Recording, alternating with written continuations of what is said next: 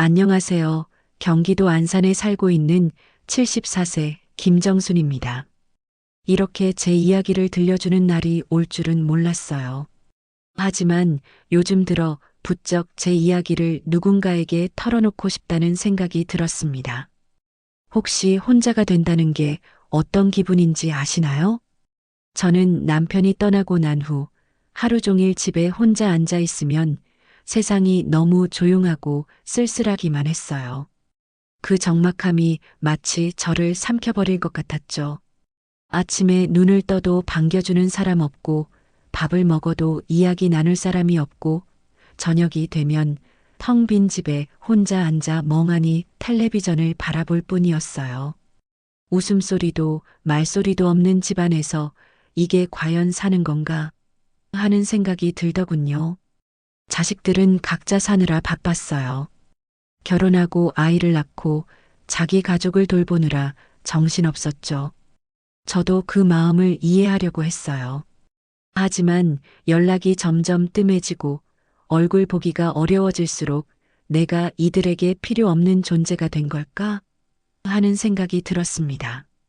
그런데 어느 날 작은 변화가 찾아왔어요. 외롭다는 감정을 한참 품고 살던 어느 날 우연히 새로운 인연을 만나면서 제 인생이 달라지기 시작했습니다. 절망뿐이던 제 삶에 다시 따뜻한 온기가 스며들었죠. 어떻게 된 일이냐고요? 오늘 그 이야기를 들려드릴게요. 저는 평범한 삶을 살았어요. 젊었을 때부터 남편과 함께 공장에서 일하며 악착같이 돈을 모았죠. 하루 종일 서서 일하는 게 힘들었지만 둘이 함께였기에 버틸 수 있었습니다. 몇 년을 그렇게 고생한 끝에 작은 반찬 가게를 열 수 있었어요. 시장 골목에 작은 가게를 열고 하루 종일 손님을 맞이했어요. 반찬을 사러 온 단골들과 도란도란 이야기를 나누는 게 참 즐거웠어요. 이거 오늘 새로 담근 거예요 하면서 김치를 건네고 단골들에게는 나물 한 움큼 덤으로 얹어주곤 했죠. 그렇게 하루하루 바쁘게 살면서도 우리는 행복했어요. 남편은 무뚝뚝했지만 속정이 깊었어요.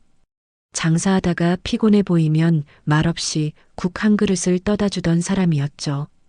새벽마다 먼저 일어나 시장에 가서 신선한 재료를 사오던 모습이 아직도 생생해요. 말은 없었지만 그 마음이 다 느껴졌습니다. 그렇게 서로 의지하며 살다 보니 어느새 아이들도 다 커서 출가했고 이제야 우리 둘만의 시간을 보내겠구나 싶었어요. 늦은 나이에 여유라는 걸 조금씩 배우려던 참이었죠. 젊었을 때는 매일 일만 하느라 몰랐는데 이제서야 남편과 함께 있는 시간이 얼마나 소중한지 알겠더라고요. 그러던 어느 날 남편이 갑자기 가슴을 부여잡고 쓰러졌어요. 그 순간 모든 게 멈춰버린 것 같았어요. 급하게 병원으로 달려갔지만 의사는 조용한 목소리로 이미 늦었다고 말했어요. 그렇게 남편을 떠나보내고 난 후 제 삶은 텅 빈 것처럼 느껴졌어요. 같이 장을 보고 가게에서 함께 일하고 밥을 먹던 모든 시간이 사라져버렸어요. 집안 곳곳에 남편의 흔적이 남아 있었는데 이제는 그 모든 게 저 혼자만의 것이 되어버렸어요. 반찬 가게도 혼자 운영할 엄두가 나지 않았어요. 아무리 친숙한 공간이라도 남편 없이 가게 문을 여는 게 너무 힘들었어요. 결국 가게를 정리하고 그저 집에서 시간을 흘려보내기 시작했어요. 아침에 눈을 떠도 더 이상 바쁘게 움직일 이유가 없었어요. 텔레비전을 틀어놓아도 소리는 들리지 않았고 밥을 먹어도 그저 맛없는 음식처럼 느껴졌어요. 밥 한 그릇을 앞에 두고 멍하니 앉아 있으면 남편과 나눴던 사소한 대화들이 떠올랐어요. 오늘 반찬 좀 짜네. 이 국물 맛있다. 뭐 넣었어? 그런 대화들이 너무나도 그리웠어요. 그렇게 남편 없이 하루하루를 보내다 보니 자식들 얼굴 보기가 점점 어려워졌어요. 아들, 딸 모두 각자의 가정을 꾸리고 바쁘게 살고 있었어요. 처음에는 그래도 자주 찾아왔어요. 엄마, 괜찮아? 엄마, 뭐 필요한 거 없어? 그런데 시간이 지나면서 방문 횟수가 점점 줄어들더군요. 처음엔 이해하려고 했어요. 아이들도 자기 가족이 있고 직장도 있고 바쁘니까. 하지만 어느 순간부터는 연락도 점점 뜸해졌어요. 전화가 와도 엄마, 바빠서 나중에 전화할게. 하고 끊어지는 게 일상이 되었어요. 손주들 생일에는 초대받지 못하는 날도 생겼어요. 나중에야 알았어요. 엄마, 너무 늦게 오시면 힘드실까 봐. 그게 이유라는데 서운한 마음이 드는 건 어쩔 수 없었어요. 가끔 용기를 내서 먼저 전화를 걸어봤어요. 이번 주에 시간 되면 밥이라도 같이 먹을까? 아, 엄마. 이번 주는 일정이 좀 있어서 다음에 보자. 그렇게 몇 번을 거절당하니까 더 이상 먼저 연락을 하지 않게 되더군요. 나는 그저 아이들이 바쁘다고만 생각했어요. 그러던 어느 날 큰아들이 조심스럽게 말을 꺼냈어요. 엄마, 요양원 한번 생각해 보는 게 어때? 그 말을 듣는 순간 가슴이 철렁 내려앉았어요. 내가 자식들에게 짐이 되는 걸까? 그 생각이 드는 순간 갑자기 서러움이 밀려왔어요. 그렇다고 간병인을 부르기엔 경제적으로 부담이 컸어요. 적은 연금으로 겨우 생활하는데 남에게 돈을 주면서까지 도움받고 싶진 않았어요. 나는 아직 건강했어요. 혼자서도 충분히 밥을 차려 먹을 수 있었고 집안일도 할 수 있었어요. 그런데도 아이들은 내가 혼자 지내는 걸 불안해하는 것 같았어요. 그렇게 하루하루가 지나면서 나는 점점 더 혼자가 되어 갔어요. 가끔 전화를 해도 바쁘다는 이유로 짧게 끝나고 찾아오는 날은 더욱 줄어들었어요. 아무도 찾아오지 않는 집에서 나는 점점 말수가 줄어들었어요. 하루 종일 TV를 틀어놓고도 소리가 들리지 않는 것 같았어요. 아무와도 이야기하지 않은 채 하루를 보낼 때가 많아졌어요. 그러던 어느 날 우연히 작은 변화가 찾아왔어요. 집 근처 주민센터에서 노인들을 위한 모임이 있다는 걸 알게 된 거예요. 그곳에 가면 비슷한 처지의 사람들을 만날 수 있다고 했어요. 처음에는 망설였어요. 혹시라도 거기서 따돌림을 당하지 않을까? 내가 낯선 사람들 사이에서 어색하게 서 있는 건 아닐까? 하지만 더 이상 이대로 살 수 없다는 생각이 들었어요. 그래서 용기를 내서 한번 나가보기로 했어요. 처음으로 주민센터 모임에 나간 날 저는 몹시 긴장했어요. 문 앞에서 한참을 망설였어요. 괜히 나왔나? 그냥 집에 갈까? 하지만 다시 돌아가면 또 혼자 TV만 보며 하루를 보내겠죠. 그 생각이 드니 발을 돌릴 수 없었어요. 조심스레 문을 열고 안으로 들어서자 먼저 와 있던 사람들이 저를 반갑게 맞아줬어요. 처음 오셨죠? 반가워요. 여기 앉으세요. 같이 차라도 한잔해요. 생각보다 따뜻한 분위기였어요. 처음엔 어색했지만 이야기를 나누다 보니 저처럼 혼자 사는 사람들이 많았어요. 남편을 먼저 보낸 사람, 자식들과 멀어진 사람, 외로움을 이겨내려고 노력하는 사람들. 모두 저와 비슷한 상황이었어요. 그날 이후 저는 모임에 꾸준히 나가기 시작했어요. 아침에 일어나면 오늘은 무얼 할까? 기대하는 마음이 생겼어요. 혼자 밥을 먹지 않아도 되고 함께 이야기를 나누며 시간을 보내는 게 즐거웠어요. 처음으로 나는 혼자가 아니구나라는 생각이 들었어요. 하지만 이런 제 변화를 자식들은 달갑게 여기지 않았어요. 어느 날 큰아들이 갑자기 찾아왔어요. 평소처럼 반갑게 맞이했는데 아들은 무거운 표정이었어요. 엄마, 요즘 뭐 하면서 지내? 그냥 동네 사람들 만나서 이야기 좀 나누고 그래. 어디서? 주민센터에서 거기서 같이 밥도 먹고 바깥 공기도 좀 쐬고 그래. 아들은 못마땅한 얼굴로 저를 쳐다봤어요.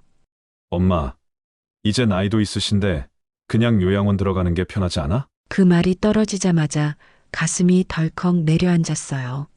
내가 나를 요양원에 보내고 싶다는 거니? 그게 아니라 엄마 혼자 계시는 거 걱정돼서 그래. 나는 아직 멀쩡하다. 혼자서도 잘 지내고 있다. 하지만 아들은 제 말을 믿지 않는 눈치였어요. 솔직히 엄마, 요즘 밥은 제대로 드셔. 몸은 괜찮아? 그래. 친구들도 있고 같이 밥도 먹고 운동도 한다. 그게 얼마나 가겠어. 엄마가 안쓰러워서 하는 말이야. 그날 밤 나는 잠을 이루지 못했어요. 정말 내가 자식들에게 짐이 되는 걸까? 내가 바깥에서 친구들을 사귀고 새로운 삶을 찾는 게 잘못된 걸까? 아들은 내 걱정을 하는 걸 텐데 왜 나는 이렇게 서운할까? 며칠 후 딸에게도 전화가 왔어요. 엄마, 오빠한테 들었어. 요양원 이야기했다며? 너도 그게 맞다고 생각하니? 엄마, 오빠가 나쁘게 말한 건 아니야. 우리도 엄마 걱정되니까 그러는 거지. 나는 아직 괜찮아. 혼자서도 살 수 있어. 혼자서 잘 지내면 뭐 해? 엄마 나이엔 누구라도 옆에 있어야지. 나는 그 말에 속이 상해서 전화를 끊어버렸어요. 그리고 며칠 동안 연락을 받지 않았죠. 자식들은 내가 외롭다고 생각했지만 사실 진짜 외로운 건 그들과의 거리감이었어요. 내가 원하는 건 요양원도 간병인도 아니었어요. 그저 내가 어떻게 살아가는지 자식들이 이해해 주길 바랐어요. 자식들과의 갈등은 점점 깊어졌어요. 요양원 문제는 처음엔 조심스럽게 꺼내던 이야기였는데 시간이 지날수록 당연한 선택인 것처럼 굳어져 갔어요. 그럴 때마다 내 마음은 더 답답해졌어요.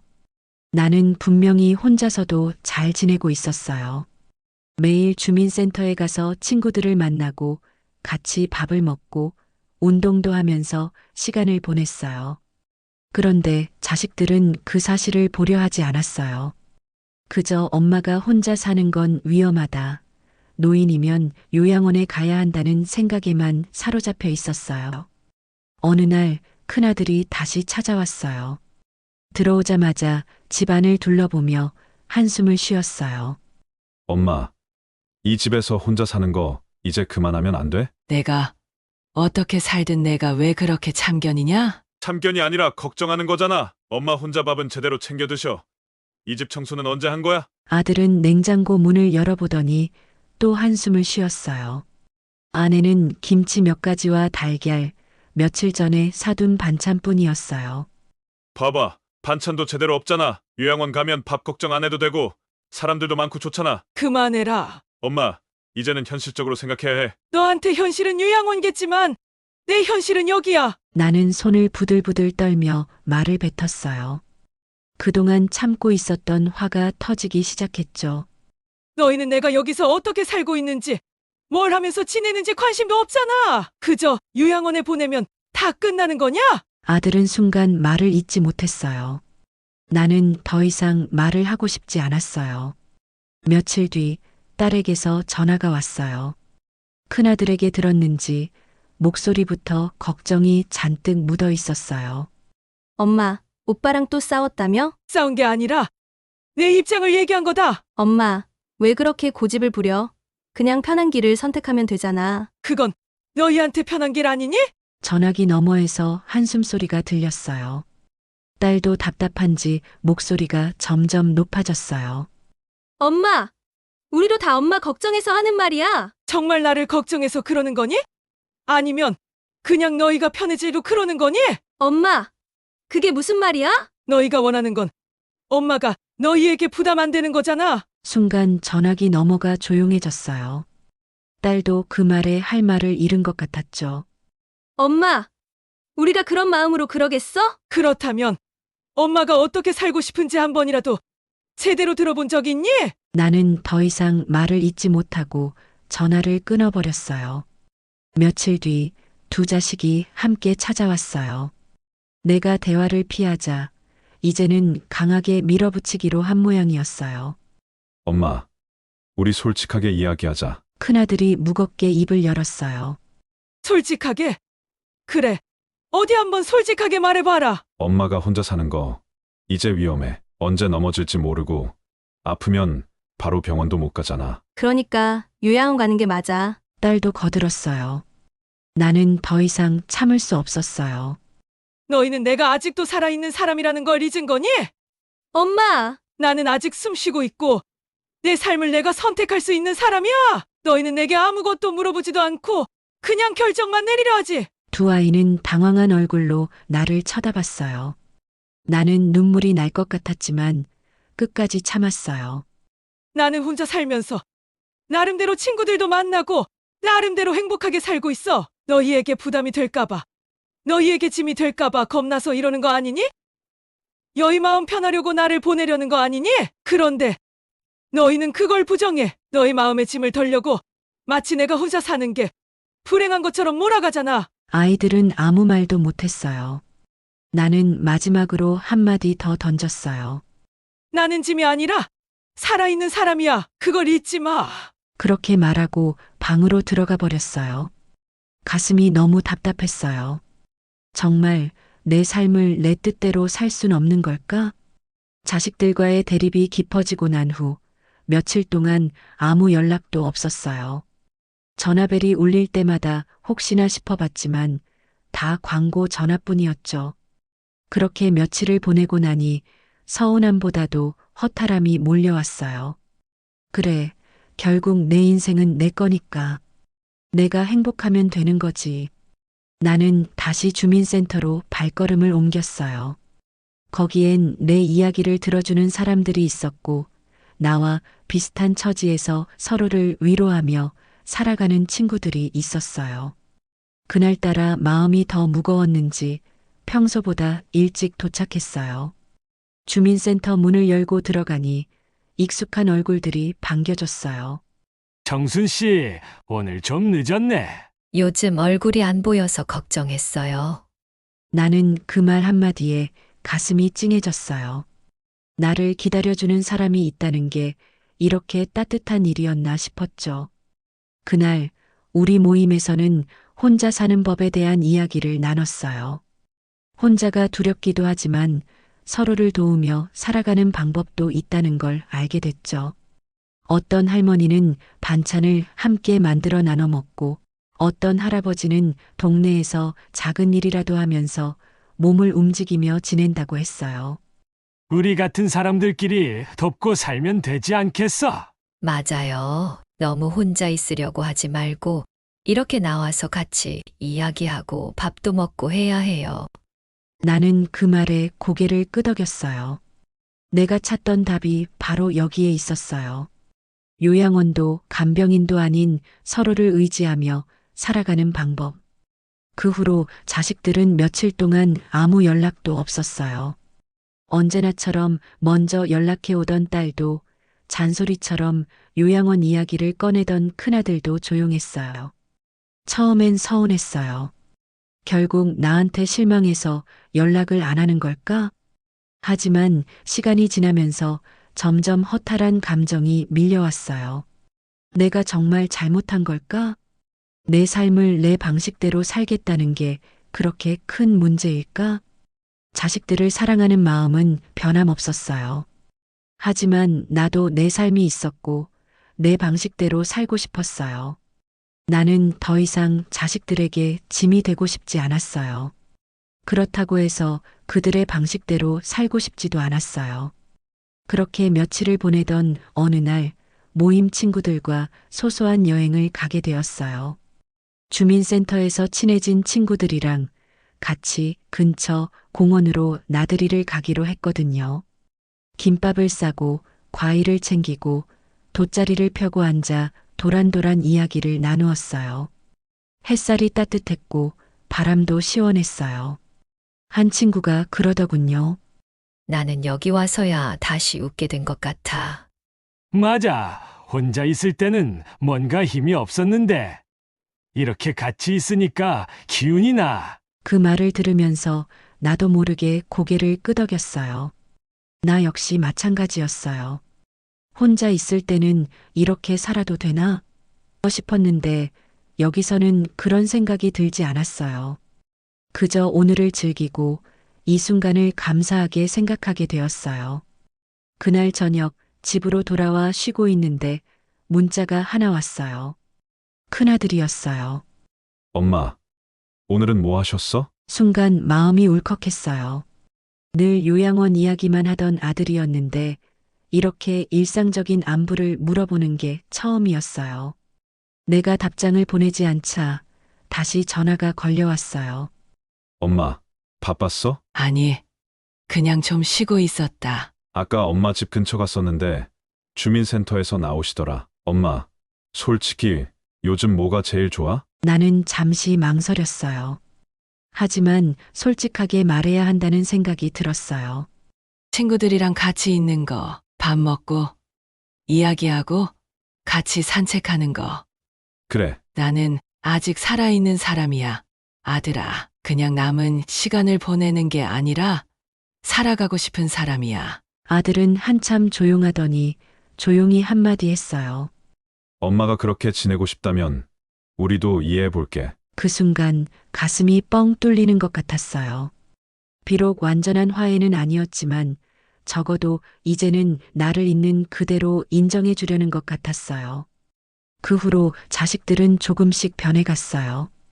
아들은 가끔 먼저 전화를 걸어 근황을 물었고 딸도 주말이면 아이들을 데리고 얼굴을 비추곤 했어요. 예전처럼 자주 보진 않지만 더 이상 엄마가 혼자 지낸다는 이유로 강요하듯 요양원 이야기를 꺼내진 않았어요. 그리고 나는 새로운 삶을 시작했어요. 주민센터에서 만난 친구들과 함께 소소한 여행도 가고 반찬도 나눠 먹으며 서로를 챙겼어요. 혼자가 아닌 삶을 살아가고 있다는 게 이렇게 든든한지 몰랐어요. 나는 깨달았어요. 나이 들었다고 끝이 아니고 외롭다고 불행한 것도 아니라고. 혼자서도 충분히 행복할 수 있고 또 서로를 의지하며 살아가는 방법도 있다는 거요. 여러분, 저는 더 이상 외롭지 않습니다. 물론 가끔 쓸쓸할 때도 있지만 저는 이제 혼자이 돼 혼자가 아닙니다. 자식들에게 의지하려 하지 않고 제 삶을 제가 지켜가기로 했어요. 그랬더니 자식들도 제 선택을 존중해 주더라고요. 사람이란 결국 자기 자리에서 행복해야 주변도 행복해지는 법인가 봅니다. 혹시 저처럼 혼자 계신 분들 계신가요? 두려워하지 마세요. 외롭다고 움츠러들지 말고 먼저 한 발짝 내디뎌 보세요. 세상에는 우리가 생각하는 것보다 따뜻한 사람들이 많고 마음을 열면 새로운 삶이 펼쳐질지도 모릅니다. 여러분의 이야기도 댓글로 남겨주세요. 서로의 경험을 나누면서 우리 같이 힘내봅시다. 오늘도 제 이야기를 들어주셔서 감사합니다. 구독과 좋아요, 그리고 알림 설정 잊지 마시고요. 다음에 또 만나요.